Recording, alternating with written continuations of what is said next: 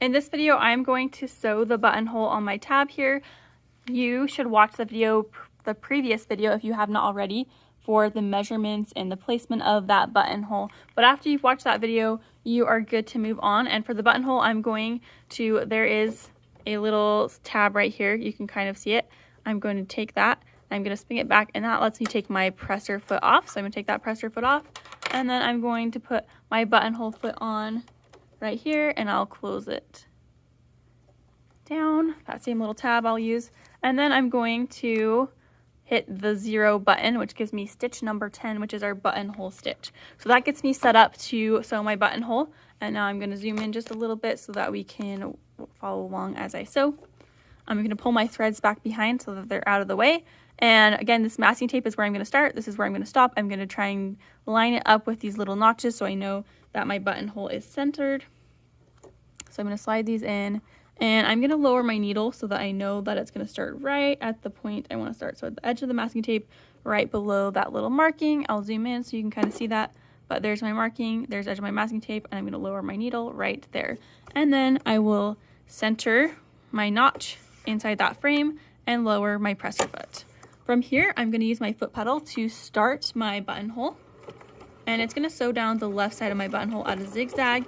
It'll probably go very slow, and that's totally fine. Just keep sewing.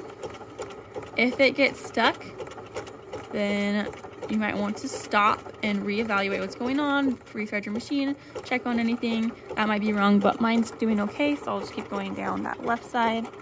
And once I get to the masking tape, I will stop. If I go all over the masking tape a little bit, no big deal, it'll come out from underneath. But that my buttonhole will be longer than I intended, so I'm going to try and avoid that. I'm getting close, and here I'm just kind of slowly going till I get right up to my masking tape. Okay, now I'm at my masking tape. I know it's hard to see in the video. Maybe I'll try and tip down. I'm right at that masking tape, so I'm going to hit my reverse button one time, and you will notice when I do that, so right here it's flashing the left side. After I press this one time, which I already did, I'm going to hit my foot pedal, and things are going to change here.